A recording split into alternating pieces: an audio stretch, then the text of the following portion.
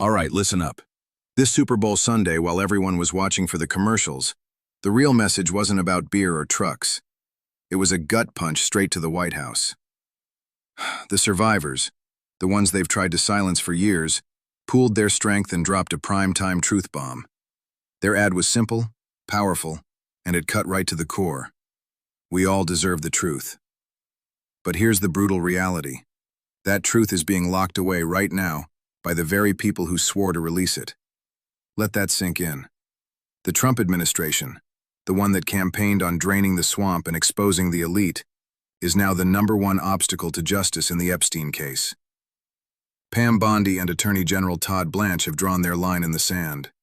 No more documents, no prosecutions, no accountability. Period. The door to the vault has been welded shut, and don't let them fool you with their word games. When their defenders get on TV, they have the audacity to call Trump the most transparent president on these files. Transparent? Give me a break. We've seen the so-called transparency. A reporter asks a legitimate question on Air Force One and gets branded piggy.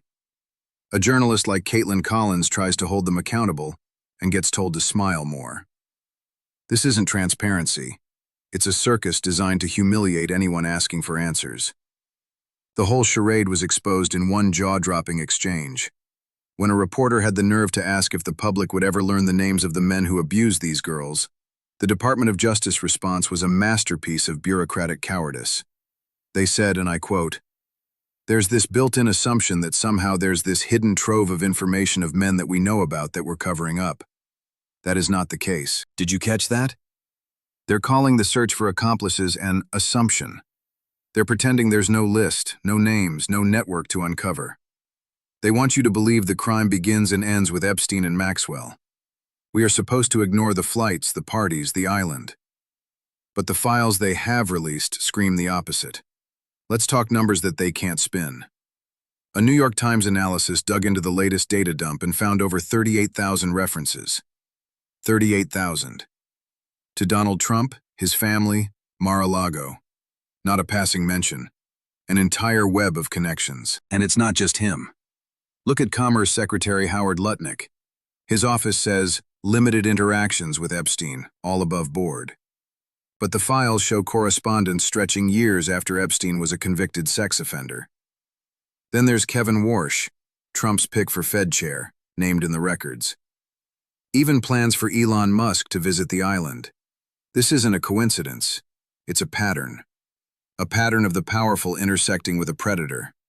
And the current Department of Justice is acting as their protective detail.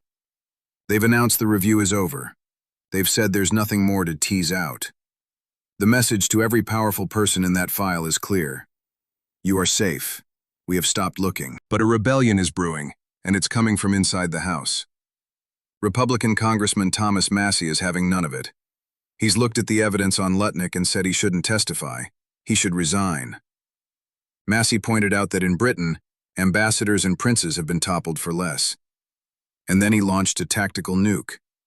He said if the Justice Department refuses to release the names of alleged abusers from the FBI witness forms, the 302s, then he will do it himself. He's already done it once, naming former banking giant Jess Staley in an open hearing. This is a direct public threat to their cover-up. They want to bury the names? He'll read them into the congressional record. The betrayal here is so thick you can taste it. This administration was built, marketed, and sold on the promise of smashing this exact kind of corrupt protection racket. Voices like Kash Patel, J.D. Vance, and yes, Pam Bondi herself, all swore this time would be different. They promised sunlight. Now they're the ones pulling down the blinds. And their own voters are waking up to it. You can hear the anger turning. One supporter put it bluntly on air. They are legitimately proactively protecting pedophiles. The White House is protecting pedophiles. That's not from some liberal critic. That's from their side of the aisle. They'll try to sell you on chaos. They'll say it's a disorganized mess, a Three Stooges routine of lost paperwork. Don't buy it. This isn't incompetence. This is competence directed toward a very dark goal: containment. As one commentator nailed it, this is chaos by design. They had the easiest political win in modern history handed to them on a silver platter. Release the files, name the names, and be the heroes. And they turned it down. Why? Because the other side of that ledger contains names they cannot touch, names of the most powerful people in the world. The administration has made its choice. It chose to protect the powerful. But the pressure is building. The survivors are united, legislators are revolting, and the public's eyes are now wide open. This cover-up is starting to crack. So the question isn't, is there a cover-up anymore? The question is, how deep does it go, and who's brave enough to blow it wide open? The administration's strategy is now clear. Stall, deflect, and wait for the public to get bored. They're betting that the outrage will fade, that the news cycle will move on. But this isn't a typical scandal. This is about the systematic abuse of children and the network that enabled it. This fire won't just go out, and the proof is in the escalating response. Congressman Massie isn't just making vague threats. He's laying out a concrete two-pronged attack plan. First, public shaming and demands for resignations for anyone named, like Lutnick. Second, and this is the nuclear option, a promise to bypass the DOJ entirely.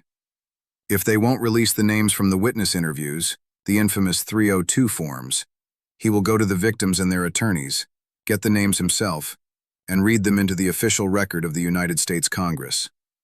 Think about the power of that. It transforms whispers in a sealed file into a permanent public accusation heard around the world. That is a game changer. This forces everyone in Washington into a corner. Either you join the fight for transparency, or you stand exposed as part of the obstruction. There is no middle ground left. The Epstein File Transparency Act, led by Representative Ro Khanna and Thomas Massie, is the legislative hammer waiting to fall. Its sole purpose is to compel the release of every last document, every redacted name. The administration is now actively lobbying against its own party's bill. Let that hypocrisy sink in. But the most damning evidence of this cover-up isn't even in the files. It's in the excuses. We're told there's an ongoing investigation. But then the same officials admit the investigative phase is over. We're told the process needs to play out, while they simultaneously halt the process. We're told, if we had evidence, we'd prosecute, while they block the release of evidence that could lead to prosecutions. This is a circular logic designed for one outcome: permanent silence. And who are they protecting? The files paint a picture of a truly global elite. It's not one party or one industry. It's finance billionaires, tech titans, foreign royalty, media moguls, and yes, politicians from across the spectrum. This is the untouchable class. The administration, despite all its anti-elite rhetoric, has now become their guardian. They've chosen to protect the system they vowed to overthrow. This is the ultimate betrayal of their base.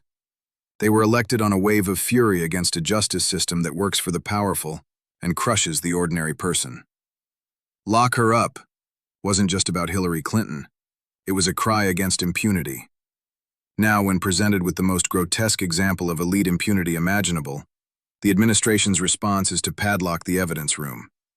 Their voters see this. The anger isn't coming from the left.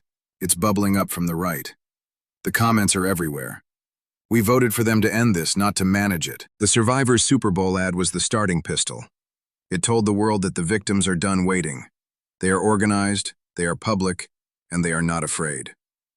That ad was a direct challenge to the White House's narrative of control. Now every stonewall, every evasive answer, every attack on a journalist just proves the survivor's point. The powerful are terrified of what comes next. What comes next is pressure. Unrelenting, focused pressure. From Congress. From the media that still has a spine.